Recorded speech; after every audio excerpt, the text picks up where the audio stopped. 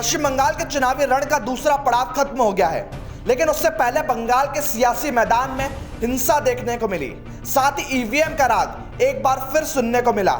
लेकिन इसी बीच एक ट्वीट ने बंगाल की सियासत में खलबली मचा दी है। प्रधानमंत्री नरेंद्र मोदी ने ममता बनर्जी को बंगाल में ललकारा, तो ममता बनर्जी ने भी अब मोदी के गढ़ वाराणसी में ही मोदी को चुनौती देने की ठान ली है।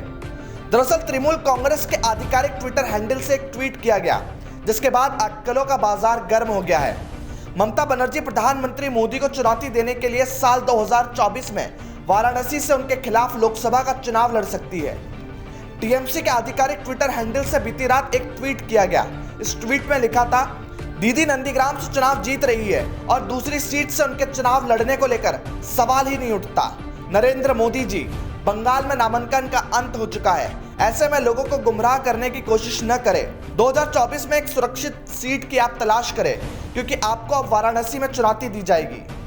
दरअसल इसकी इनसाइड स्टोरी यह है कि टीएमसी का यह बयान ऐसे समय में आया है जब प्रधानमंत्री नरेंद्र मोदी ने गुरुवार को बंगाल में एक रैली को संबोधित करते हुए कहा कि अफवाहें सुनने में आ रही है कि ममता बनर्जी किसी अन्य सीट से चुनाव लड़ने की सोच रही है और इसके लिए नामांकन करने का अब भी समय है। प्रधानमंत्री मोदी ने अपने संबोधन में कहा कि दीदी, क्या इस अफवाहों में कोई सच्चाई है? क्या आप किसी दूसरी सीट से नामांकन भरने जा रही हैं? दीदी, अभी भी आखिरी तबक्का जो है उसके चुनाव के नामांकन अभी बाकी है। जरा बताइए ये अफवाह में कितनी सच्चाई है? यहां जो लोगों में कानाफूसी चल रही है कि आप अचानक किसी एक सीट पर आखिर में फॉर्म भरने जा रही हो, क्या ये सच्चाई है क्या? दीदी, पहली बार आप वहां गई, वहां की जनता ने दिखा दिया। अब कहीं और जाओगी, ये बंगाल के लोग तैयार बैठे हैं।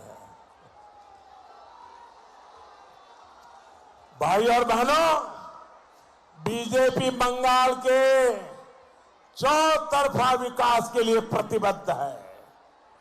केंद्र सरकार यहां हावड़ा सहित कोलकाता से सटे इस पूरे क्षेत्र में आधुनिक कनेक्टिविटी पर बहुत अधिक फोकस कर रही है। बहरहाल बंगाल विधानसभा चुनाव का जैसे जैसे पड़ाव आगे बढ़ रहा है, यहाँ का मुकाबला और भी दिलचस्प हो चला है। खैर, दीदी अपने खेला होबे में कामयाब होती दिख रही है या फिर बीजेपी 2 मई दीदी गई पर जनता मुहर लगाती है, ये तो 2 मई को ही तय होगा। Bureau report, the fact India.